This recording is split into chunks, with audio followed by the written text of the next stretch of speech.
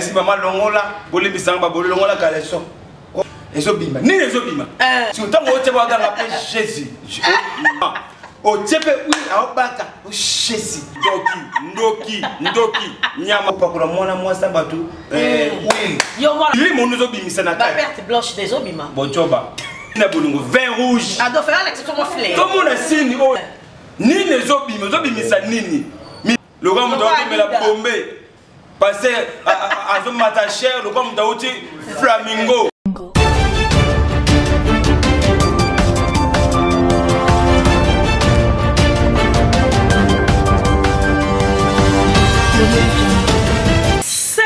Bonjour à tous les fidèles abonnés de CHD TV News. Mbote bonjour à tous ceux qui me connaissent. Mbote bonjour à toi Papa Migo, le sponsor officiel de CHD TV News. Lukombo de Poutuba. Mbote bonjour à toi. S'il vous plaît, continuez de vous abonner massivement sur CHD TV News. Vous ne serez jamais déçus. Je dis très bien, jamais déçus. Aujourd'hui, nous voulons un peu parler des hommes de Dieu. Nous voulons un peu parler de la mariage. Le mariage religieux de pasteur, prophète Francis Tatou. Dans les réseaux sociaux, qu'est-ce qui se passe avec les hommes de Dieu? Mikolo comme Moussa Nanzambe a bali a divorcé. Et maintenant, quand la passe est limitée, la passe est mon bazar, mon 7e riwana, place comment on qui marche. Et ça les le babalani lobby va divorcer. Le babalani, en fait, on se pose des questions, on se demande est-ce que avant Bobala na Botuna Kanzambe? Botuna ka vraiment volonté en Zambé. Tobo zala kaka libala kaka ye kaka boye au bali pour couvrir le comment ko bi au bali pour se peli sabatu. Or to ebi biso nyo surtout étant que de chrétien to bala ka pona ko se peli Nzambe avec alors ensemble avec Papa Gimboma aujourd'hui nous voulons un peu analyser concernant mariage il y a prophète Joël. Merci beaucoup derrière les caméras Tozana Balobi a le monde de luxe a dit d'abord gros bisous à toi. Merci d'avoir tenu sur le soutien dans le canal de GB. Boza vraiment ébélé. A topé t'avons lui cela prophète Francis Oko. Esaïe Koinda Papa Gimboma. Bonjour. Papa Gimboma. Bonjour Nadia GB parce que yo tout ça razara toujours topé t'avons solo yo. Merci na yo parce que c'est une invitation tout ya. Tout solo là. Un grand merci na battu sur balinganga. Un grand merci na base mokolo sama mikolo na kaluka wana merci na Aziza.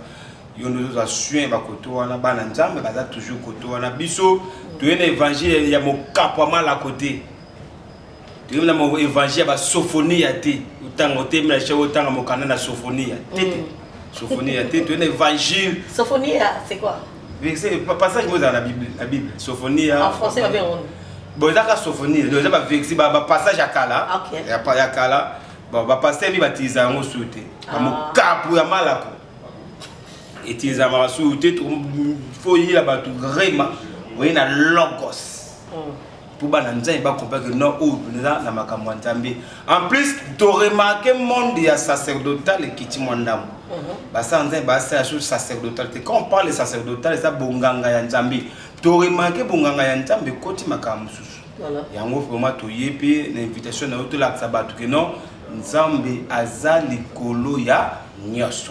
Merci beaucoup Papa Gimboma. Alors là je fais des gros coucou à ma maman qui est aussi une servante de l'Éternel. Maman Bati, je t'aime beaucoup, tu le sais non.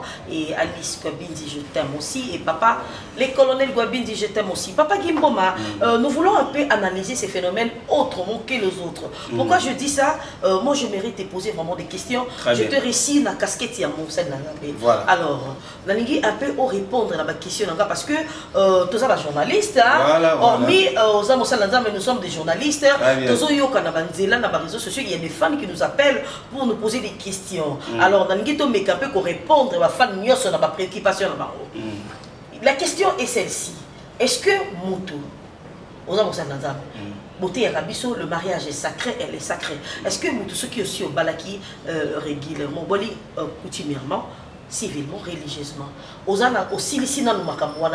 est-ce que vous avez droit, est-ce que la Bible est biso pour la deuxième fois, sinon aussi mariage à l'hypothèse.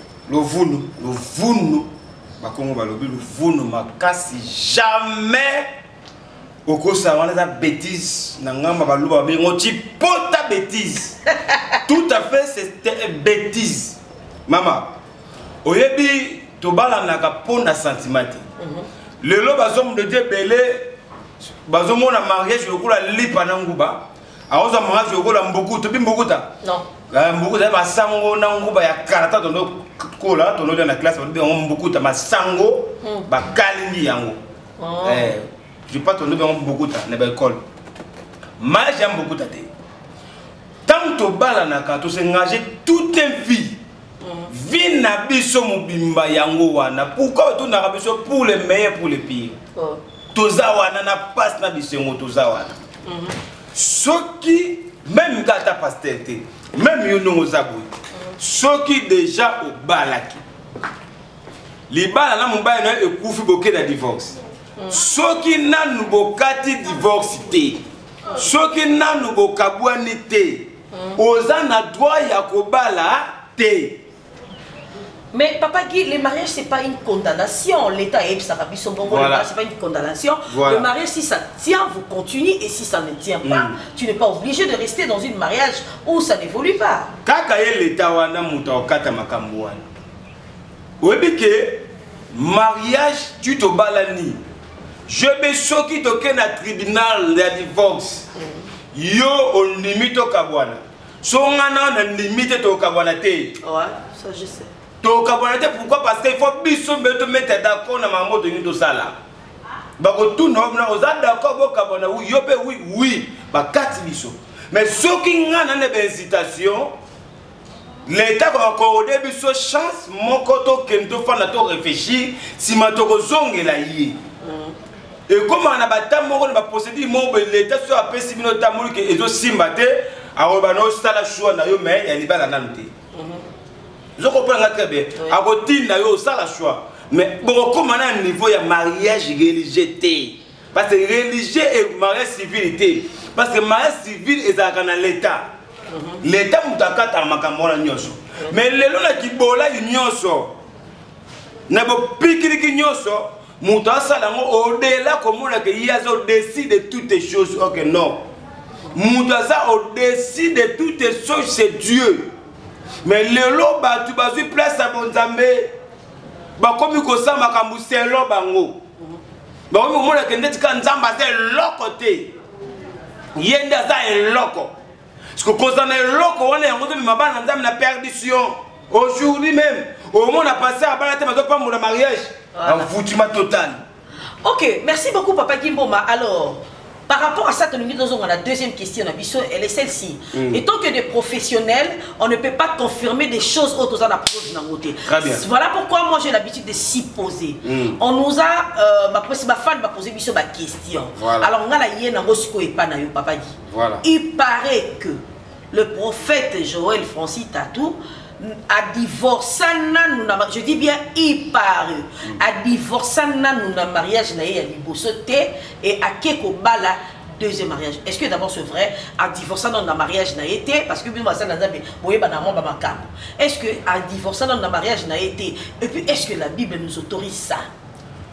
Et le quoi il faut que tu sois passé moi aussi na banda luana et pourquoi parce que hier mutabande ma divorce oyo ya kolinga moi en église otiki mususu OK je suis na journaliste ya chaîne na yo eza buzoba bangono ba mema bano bazoya na ba perdition oyo eza mariage oyo ndeko oyo awutaye ko bala depuis 2016 abala depuis 2016 na mwasi na ye poto bokabona kité yo ye aux yeux élévation tant aux yeux élévation au centime que non. Oh, là, kilo na voté. Merci parce que na ba critère on azaka critère akala. Ya ko tomo ma critère no se pe na osuté. Avant côté Mopandi. Boka bona bien, il faut l'état katabino. Yango mona ba mariage belé, ezaki na Kinshasa, to kimi na Kinshasa ke bala na poto, pour l'état poto kuna sa le dossier musu. O gobo so zo akala Kinshasa. Ça c'est la bouffonnerie totale. La bouffonne. Vous comprenez? Et coquille que ça la maté au bala qui au divorcé té au bala sur moi c'est jamais. Ba autorisé ya ngote même dans l'état même la mise en Zambie. Le mariage religieux dans la quatre église c'est sacré. Zambende mutaka makani kolopa kangina se. De fait que yo sali acte oyo ozaki béni awa. Papa mboli bino awa na mwana ngo bo divorcé té otike kana yoy. ndenge ba yanki baloba ko tike ka bongo oke ko za mususu bali wana ba permettre ote aza mutu fo soki ngai famille ya moi sur to kanisa voilà ba ko permettre yango te mais donc comme on a bino bassin dans Zambie quand je dis bino parce que dans un plateau ils ont représenté bango ils ça vraiment makambo ils ont la kitoko susungité papa Guy tu es l'habitué de mon émission à chaque fois que naïb sakao naïbité je vais d'abord te poser une question. Je suis là. Est-ce que vous avez une réunion de journalistes, vous avez une réunion, chaque lundi, tout solo là. Est-ce que Bino Bassin Nzambe parce que naïbi que c'est le pasteur Dodo, le prophète Dodo Kamba à Chapotaka, ba oya kwa na ye et Denis les Sipa Zarana oya ye. Est-ce que vous avez un quoi mo fan na bo solo là que en tout cas tout marché ma vie. Et le Kouana c'est très important parce que ça la kara RSC. RSC est la plateforme où tous les pasteurs. Pasteurs Kankenza Kankenza chapeauté, on appelle ça qui il y a Dodo Kamba, il y a Dodo dirigeant Osuko. Maman, ils appellent monsieur Zarablo pesé faut un kilo. Ba peso charge mon copo est pesé. Ceux qui ont coca charge ya moté au monde makambo zo le kebele. Oyebi lelo.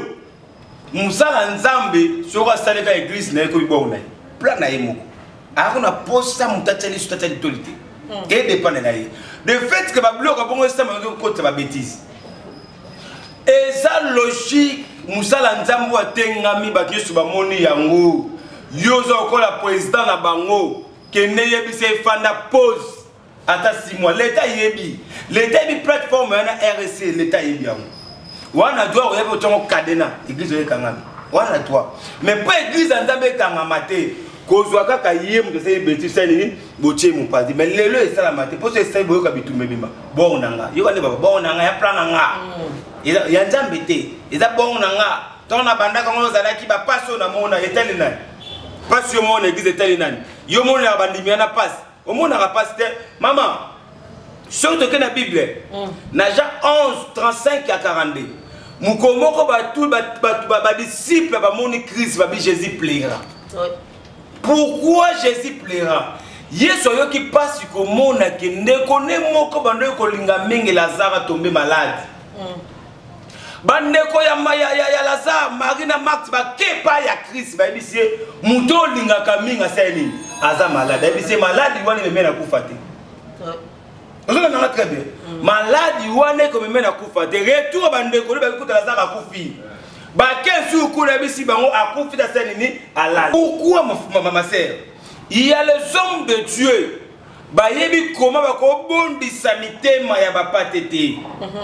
Christ a bondisi mitema ya Marina Maru. Ainsi bango akufita lali. Mais aujourd'hui, évangile est assuré. L'évangile est assuré. Le lokaza que Dieu m'a dit, na mona yo. Ta ba passer mona mitaka bana batabasi. Na ba hôtel ba kota. Yango ba sa bati pota bêtise. Et parce que mon akaleso ya mundi une église. Ola tango ya rouge. Moi si ozana ino. Joba makasi évangile comme de toi cause ya makambo. Évangile c'est pas pour les petits enfants. Évangile c'est pour la bande mikete. Les gens sont mis avec l'évangile. Non, mais parce que vous, les hommes de Dieu aussi, vous ils ont tenir vraiment.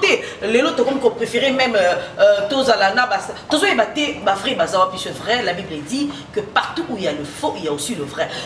Jusque-là, à Kinshasa, on cherche à savoir vrai, bazawapi, faux, bazawapi. Donc, on peut reconnaître bien les sous-titres.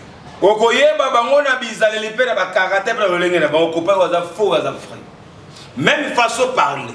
GB. Moussa Kotaka GB. Façon de. Fia ma yele. Façon na yo. Aussi mi biki to si mi faité. Mais Mouda t'a dit. Fia ça intelligent. Il parle très bien. Et d'après Moussa Kotaka. Fia vrai koulou na o bna wa melanga bombé. Parents na yé. Tu comprends? Même si les hommes de Dieu ont été on va passer à Boum, tu vas passer à vieux bombé au Mounawa. Il y a un évangile comme a détruit. Il y a un évangile au bébé. Bazo comprendre qu'on enseigne le peuple de Dieu. Bible dit si quelqu'un est à Christ, il faut comme un nouvel créatif. Le loba tu vas y aller bon Zambé koufi. Moutabongoli moutema comme dernier ndumbaleke ya kosakanate. Voilà. a récupéré qui bon dumbalé que nyonso ya ba 2000 et quelques yé na 2022 moi na zo na ko somo il a ba sere bene be kizwana ba omoni na yebisa ibini abali ba katama des autres bolimbisanga ba nzambe. Alors papa qui permets-moi peut-être de te ravir la parole.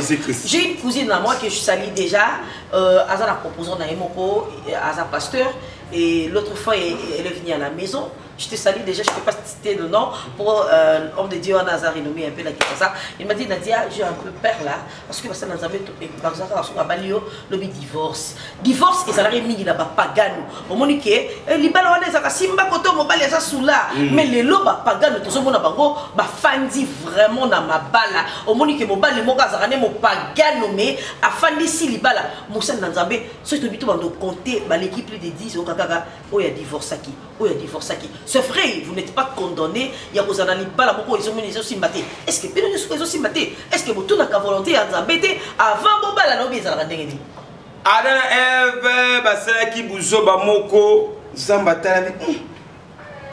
Yé, Aliembouma. Na benge abika si moi sur yo pesa kinga mutasibi ngana vivo makambo. Depuis ce jour là nzamba sokola maboka bi c'est que tu vis bonne femme, tu les bonheur. Atiki yo sala choix. Na kata choix wana ngana ko yesu ko usanini ko bénir. Je ben ngai oza mosikitoko limbisa na lulu pleine émission parce que non tu m'apprécies, c'est tout à fait normal. Même ma femme bazota la baby que j'ai c'est une belle femme. Passer be ka monite alula ka bango non.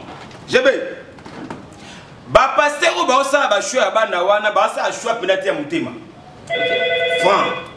A ça le choix mon côté confirmé que non na choix on na juillet na kobala yi. Mais na mundo ko kolobano ke to bala. Mais na mutema a ko identifier que to bala. Na mutema zake na mona kaka njela mabota ya moi sosi mana kotika. Amona kandila makota. Ah, Nzambe Vangile. Jonas, levons la téléphone na place s'il vous plaît, ça nous dérange. Très bien. Amona kandila makota. Il a c'est la basala Nzambe belé jebele le sofando talbia évangile akala ba koko kelan. Ezala boyete. Évangile zobeba yedi na ba le baby. Jebe.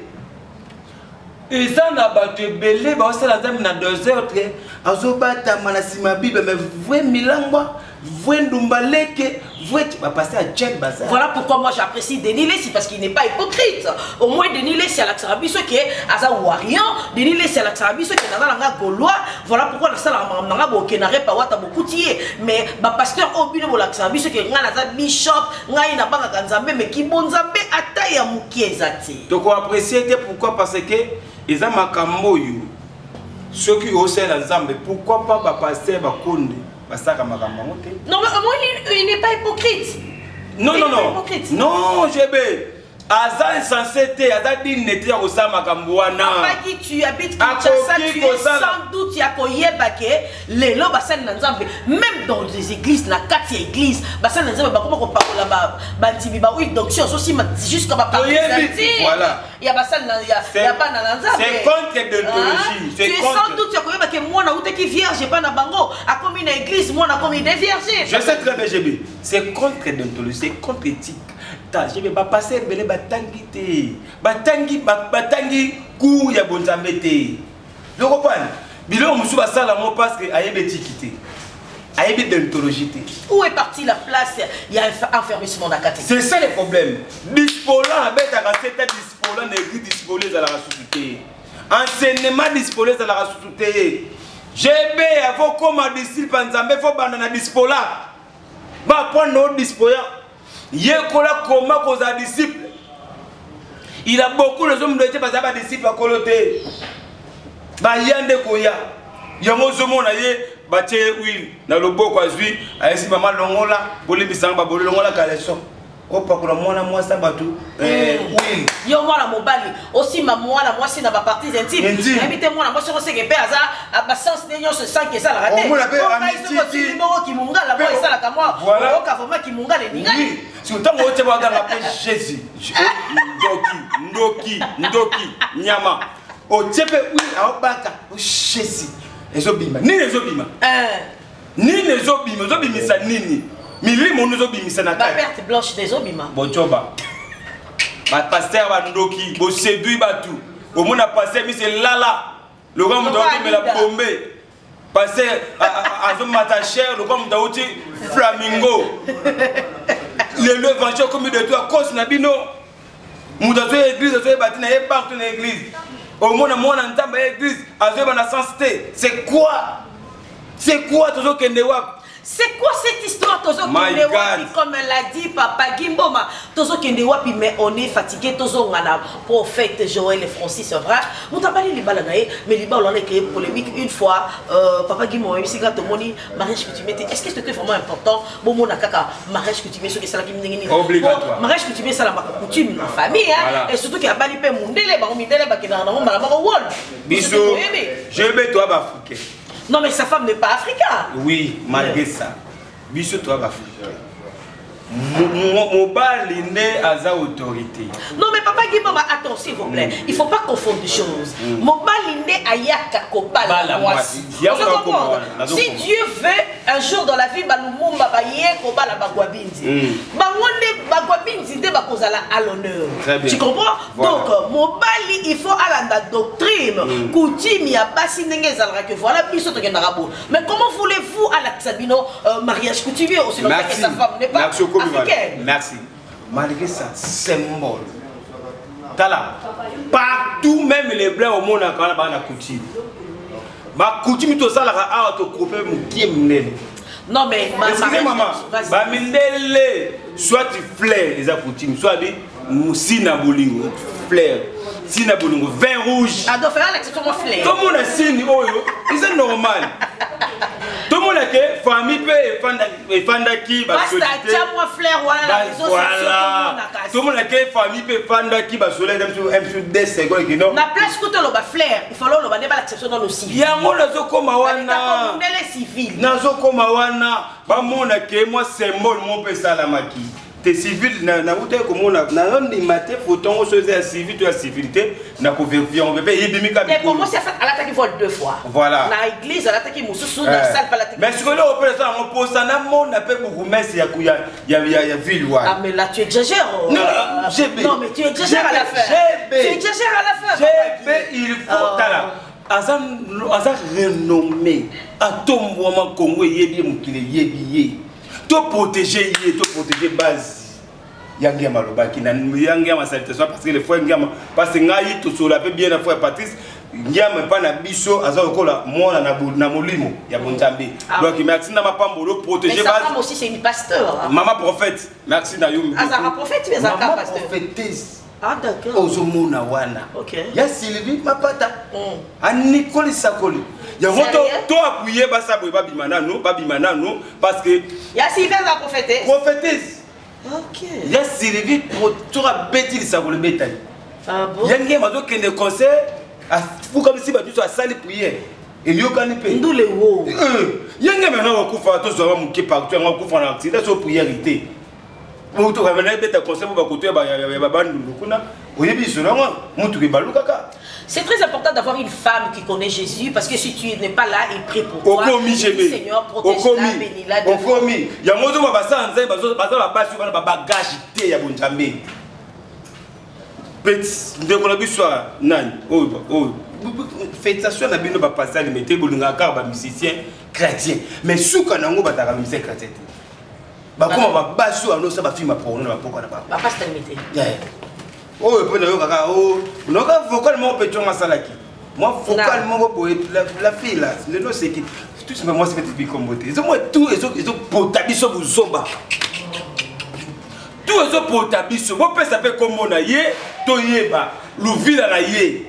Le ville est encore la mboka na yé. Ah d'accord. Nous on a déjà contribuer to protéger. Merci beaucoup Papa Guy, m'a protégé. Alors Papa Guy, to komi koko m'a vraiment dans sous émission et j'aimerais autant la caméra la biso vraiment dans ma boka Lumumba, balobi un professionnel de médias qui fait très bien son travail na kibonzambe na kati. Très bien. O mekape ko à la franc envers toi-même, envers l'église, envers Bananza Menyoso. au micro ko solo la na basali na Nzambe na tikelio 10 minutes solo la na basali na Nzambe et puis au mois de dédicace et ça capé bien. Merci beaucoup na opportunité pesinga to meka kotalisa bana Nzambe mo makambo oyo quelque part to comprendre évangile eza sur la placité évangile et bébé na dozonga mukolo moko na synagogue Christ a mati na chair boateya. Il a annoncé aussi Esprit du Seigneur sur moi, il m'a oué pour annoncer la bonne nouvelle. Bravo la Jésus-Christ. Donna tumbama Yesu mata biso to kita parce que kozala na nzambe za kozana esengo pe kozana vie ya mulai.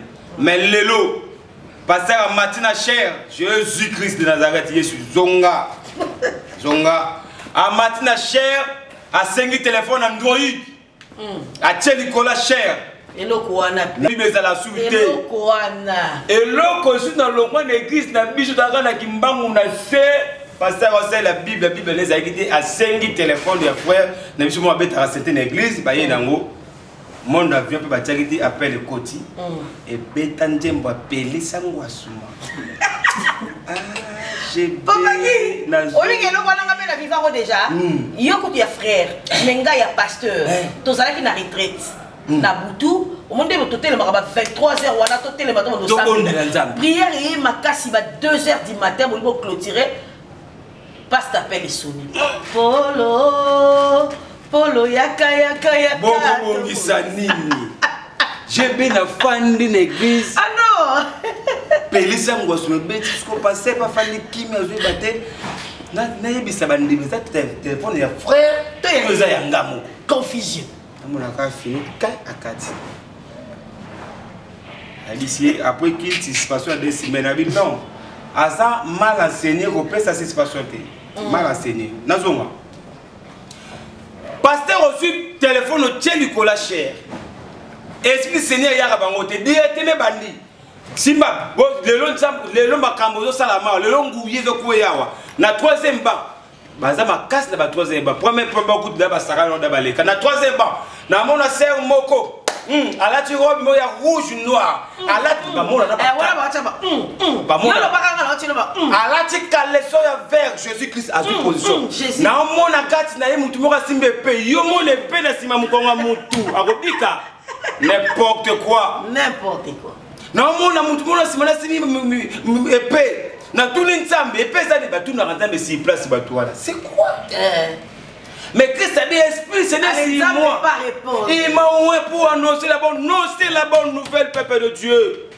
libo tanzambe kufi évangile ezate professer ton réclusité professer ton la réclusité professer pas mon la rabatouté la Bible déclare les vraies prophéties c'est la parole de Dieu méditez parole de Dieu Josué 1:8 bosa waiba nanzambe méditez les jours et nuits au comprendre makamuni nzamba komi les seules bénédictions qu'on tombe là c'est la bénédiction de l'Éternel tout le bandenge nini bande kwa yai to expliquer nini yaya okoki jamais ko banga passer ko le kanzambe banga nzambe ko le pasteur na yo voilà pour citer n'importe quoi mama Zela yaya olinganga te je m'en fous Christ alinganga na côté de l'évangile amen toko défendre Jésus-Christ jusqu'à la fin du monde amen bo sunga biso te ba pasteur bo peso pas charge mitakala ya bino etamboli kisasa mobimba téléphone mutu akobeta kombo mutakala no bimi nazana matière toko livrer bino aboka diabu diaba sali de nous fait le deuxième nous fait le fongami côté Équateur ah bon oui pour nous politique Équateur na yebi pourquoi ah non mais papa qui je suis de l'Équateur deuxième nous a kotoana nous fait le deuxième fongami attends je suis de l'Équateur gaïté parce que to sale libatu tozo kanga bakulu na to tinda bango na nino awa bato kile bakulu na bakuma okende na kanyama ka c'est pourquoi to fonga luzum prison luzum fonga va passer ba kende mutaka le moneleka ba OK prison luzum n'importe quoi mana nzamba solo saila nzambe na yo na bo solo kota la deux fois passer on a été libandino wana ko lande tambo la passer na yo te landa Christ soit benga yo saila nzambe comme il faut mokile lingata te bisa mo ante moko la nanga direct Jésus Christ mokile lingata opa mama na yo bato balo batenza bidalo bako za la béni mutu moko ta ko kangela yo vina yo ma sœur mon frère ndongo za wana oza appelé pour que nzamba pambola yo atelo libala zo ate ndimanga un jour obala na yo atelo simba te ndimanga lobi nzamba osaki bamwesa e simba soki balingi yo lingi na yo te kabona bato wana na yebisaka bana nzambe mingi to yeba na bilongi mitema te voilà mutu alingaka yo te po kolinga ye te même église oyo baotino bakali balinga to bamakamba solo longo église wana voilà dédicace to comme frère mon asuka merci dédicace nangeza kaki kozela tino bano parole sur la vie mali on est à devise émission on assume kozela te ko monde bana te kozela ngai te pe bino ba message ba te ka komono ba bi ko funda to pota na rabisu na biso est-ce que moi da soda ke funda mlinga soda basamba botika makambo yo ya kokanga ka baninga ba soda pe basamba ka voilà pourquoi cours d'ordre militaire ya bango biso osama biso ba lobika ka so la mona mbila na yebi yo lobika mabe na yo pa oke funda mlinga bakanga mlinga mais tika pe osama bango ko bande ona ngai botika ko sala mabe oyo youtube za paquet za prison te yi la biso ba dossier oyo merci na mama botanga ya bena mukwara bisinga gimbomba yo mama za calme na beta double prison eza quoi double zénith na bima passe na yebelote na bima elongo na nzambe makasi tozali na zaki na prison na bimi na nota ba ndona prison na sibango soko yebelote obima nzambe o defani nenga pe na za awa na lobaka mabe ya mutu te mais tolobaka la part ya nzambe ola sabatu ke nzambe aza fait ya makamyo merci na mon frère que j'aime beaucoup Adida mon pote micro to zaza wana ba bibiso to soma mituka to pesa basimate na banda otambo na jeep tongo na balio to na TV to na ba émission ko ya po ba kompa pas ba mingi komi la giozolo ba bongo giyoboye giyoboye 3 personnes na dédicace d'ailleurs. Merci na Natasha Bo to babi motema ya quelqu'un nga otanga problème mi pa te ba ko luke na Facebook comme yo na no samba na bino boza mbongo bele ko le ganga na samba na yo ko miko na okana yo pour le tout ce qui a.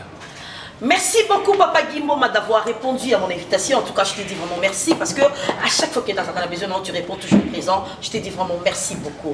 Alors, je dis merci beaucoup derrière la caméra. Balobi Alumumba, le luxe. Gros bisous à toi. Merci pour tout ce que tu fais pour moi. Merci pour les soutiens. Surtout moral, moi, j'aime ça. Ça me fait vraiment dit bien. Alors, je remercie Batounio Solingakanda DGB. S'il vous plaît, vous continuez à s'abonner et que ça l'a vraiment réel plaisir.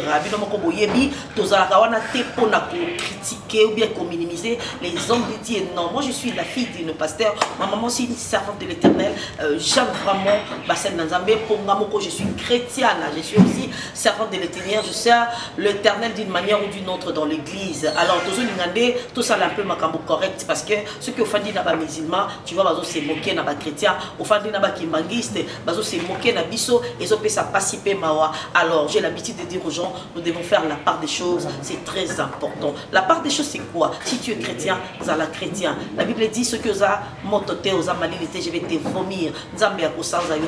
C'est pas bien. Jésus-Christ revient bientôt. Alors faisons la part des choses, c'est très important. Merci. Nabatunio Soba Soutenaka, Nadia GB, Alice Kwabidi de père et de mère, je t'aime beaucoup. Yomoko Yebi Place aux Ali. Balobi, Jerry Kwabidi, mon frère, je t'aime aussi. Naomi Tomé, merci beaucoup. Gros bisous à toi. Sista. Et là, je fais des gros coucous à mes deux bébés d'amour. Samantha et Doxine, maman vous aime beaucoup. Ça n'est fini pour aujourd'hui, mon Nadia GB. La femme, c'est dans Jésus-Christ. Je vous dis au revoir.